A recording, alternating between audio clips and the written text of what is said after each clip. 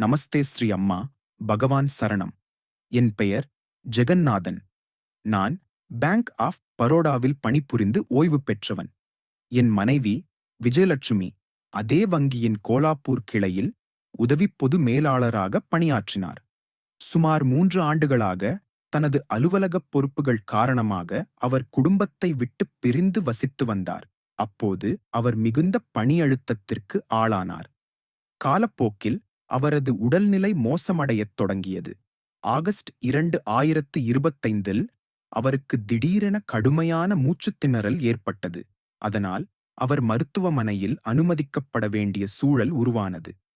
மருத்துவர்கள் அவருக்கு கடுமையான நிமோனியா பாதிப்பு இருப்பதாகவும், பின்னர் நுரையீரலில் பல இடங்களில் பாதிப்புகளுடன் கூடிய காசநோய் இருப்பதாகவும் உறுதிப்படுத்தினர். அவரது நிலை மிகவும் கவலைக்கிடமாக இருப்பதாகவும், அது உயிருக்கே ஆபத்தானதாக மாறக்கூடும் என்றும் அவர்கள் எங்களிடம் தெரிவித்தனர். உதவியற்ற நிலையில் மருத்துவமனை வரவேற்பறையில் ஸ்ரீ அம்மா பகவானின் ஸ்ரீமூர்த்தியை கையில் ஏந்தியபடி என் மனைவி குணமடைய வேண்டி நான் தீவிரமாக பிரார்த்தனை செய்து கொண்டிருந்த அந்தத் தருணம் இன்றும் என் நினைவில் உள்ளது. அந்தச் சூழல் முழுவதையும் அம்மா பகவானின் கமலத் திருவடிகளில் நான் சமர்ப்பித்தேன். விரைவிலேயே அம்மா பகவானின் அருள் வெளிப்படத் தொடங்கியது.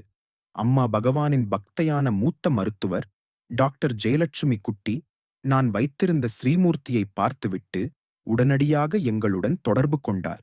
அவர் மிகுந்த அக்கறையுடன் எங்களுக்கு வழிகாட்டினார். மூல மந்திரத்தை உச்சரிக்குமாறு ஊக்கப்படுத்தியதுடன் சிகிச்சை முழுவதும் எங்களுக்கு துணையாகவும் இருந்தார்.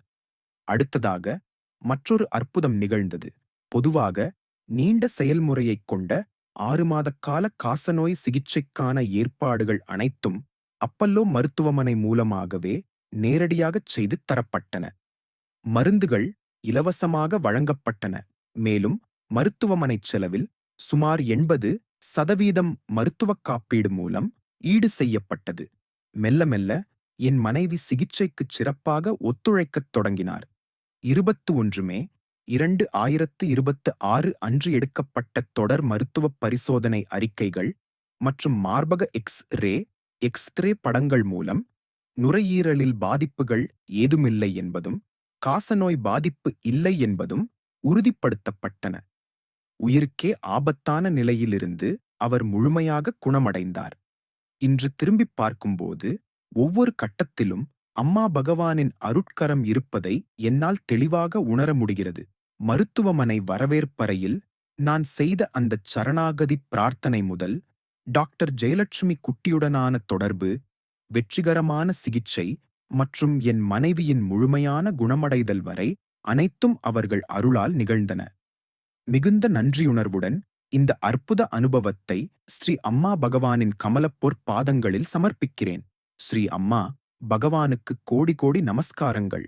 ஜெய் போலோ ஆரோக்கிய பிரதாதா ஸ்ரீ அம்மா பகவான் கீ ஜெய்.